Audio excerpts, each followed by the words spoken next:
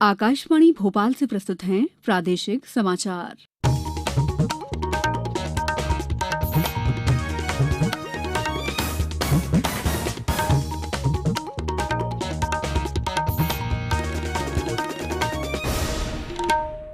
नमस्कार, समाचारों के साथ मैं दीपा सिंह। प्रधानमंत्री नरेंद्र मोदी आज शाम संयुक्त राष्ट्र महासभा को वर्चुअली संबोधित करेंगे। संयुक्त राष्ट्र महासभा के 75वें सम्मेलन की थीम हमारी आकांक्षा का भविष्य और आवश्यकता के अनुरूप संयुक्त राष्ट्र बहुपक्षवाद के प्रति सामूहिक प्रतिबद्धता की पुष्टि और प्रभावी बहुपक्षीय प्रयासों से कोविड संकट से निपटना है। आकाशवाणी से प्रधानमंत्री के इस संबोधन का सीधा प्रसारण किया जाएगा, इसलिए हमारा शाम 7:10 पर प्रसारित होने वाला समाचार बुलेटिन आज शाम 6:15 से प्रसारित होगा। मुख्यमंत्री शिवराज सिंह चौहान ने आज भोपाल के मिंटो हॉल से मुख्यमंत्री किसान कल्याण योजना की शुरुआत की। ये योजना प्रधानमंत्री किसान सम्मान निधि योजना की तर्ज पर तैयार की गई है। इस अवसर पर मुख्यमंत्री ने वीडियो कॉन्फ्रेंस के माध्यम से किसानों के खातों में ऑनलाइन राशि जमा की। इस योजना से 77 लाख किसानों को लाभ मिलेगा। इस मौके पर मुख्यमंत्री ने कहा कि 2.5 एकड़ तक के किसान संबल योजना में आते हैं। इन किसानों के बेटे बेटी पढ़ाई करते हैं तो उनकी पढ़ाई का खर्च सरकार उठाएगी। मुख्यमंत्री ने बताया कि आत्मनिर्भर भारत के तहत मध्य प्रदेश में कृषि अधोसंरचना के लिए 7,500 करोड़ की राशि मिलेगी। हम चाहते हैं कि इसके तहत जो भी अधोसंरचना बनाई जाए उसे किसानों के बेटे बेटी या किसान उत्पादक संघ ही बनाए। श्री चौहान ने इस मौके पर किसानों से सीधा संवाद भी किया। कार्यक्रम में किसानों के लिए सीमांक ऐप का शुभारंभ भी किया गया। ग्वालियर और चंबल संभाग के किसानों की आय बढ़ाने के लिए शीघ्र ही मुरैना सहित भिंड, शिवपुरी और श्योपुर को राष्ट्रीय बागवानी मिशन से जोड़ा जाएगा। ये जानकारी आज केंद्रीय मंत्री नरेंद्र सिंह तोमर ने मुरैना के नूराबाद उद्यानिकी परिसर में बागवानी उत्कृष्टता केंद्र के भूमि पूजन के दौरान दी।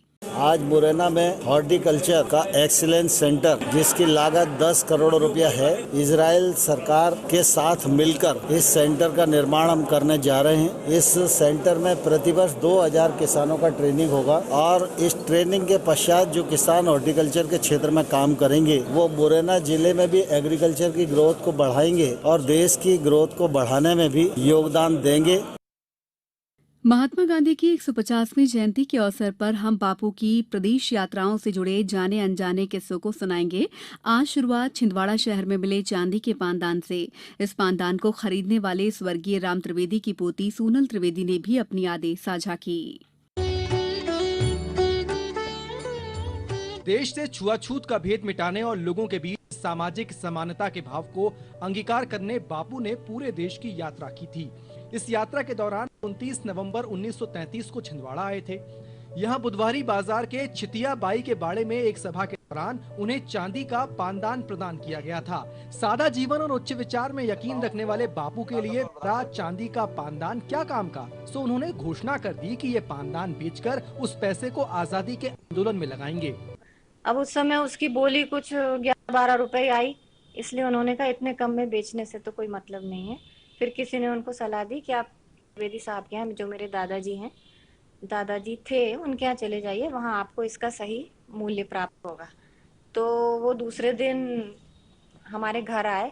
दादाजी ने फिर वो पेट 501 रुपए में उस जमाने में खरीदी थी। बापू जहाँ भी गए उन्होंने लोगों को छुआछूत जात पात के ऊपर उठकर देश की आजादी के लिए काम करने का आह्वान किया।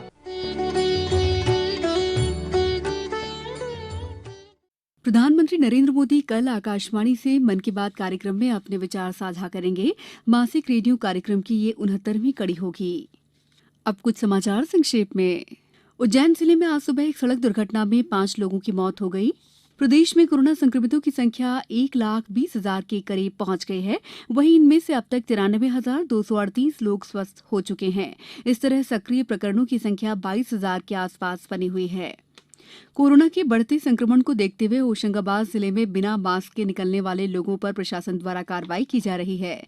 हमारी विशेष श्रृंखला अच्छी खबर में कल सुनिए सागर जिले में पंचगव्य से फसलों को सुरक्षित बनाकर पैदावार बेहतर बनाने वाले प्रधान आरक्षक के प्रयासों पर खास रिपोर्ट। इस बुलेटिन में बस इतना ही। सतर्क रहिए, सुरक्षित रहिए और सुनते रहिए आकाशवाणी। नमस्कार।